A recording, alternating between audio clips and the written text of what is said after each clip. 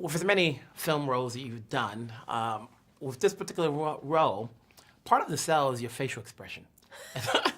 So Face acting. face acting. Yeah. So what goes into doing this movie, knowing that there's less dialogue and more about the expression?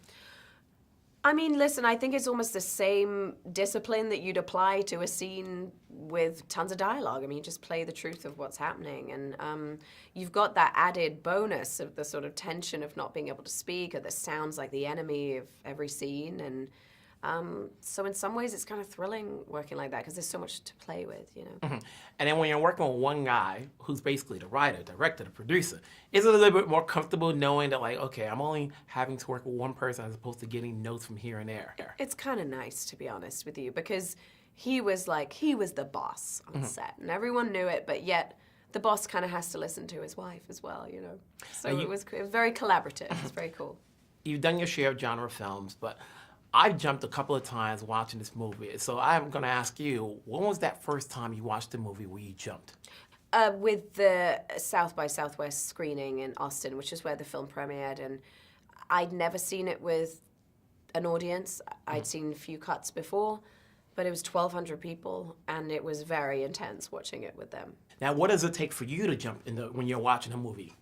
Oh, I jump very easily. I don't watch scary films because I'm traumatized by them, so this was a departure for me to do a film like this. And then at the end of the day, when you're looking at this movie and it's coming out and people have seen their share of movies coming out back and forth and there's stuff streaming, what do you say to people that are not necessarily horror fans, but you want them to go see this movie? Well, because this is not like people gouging their eyes out. That's not what this film is. It's so much about the suspense, and it's so much about the family. And then you're working with Millicent and Noah, and each of them have their own traits. So how's working just playing a mom?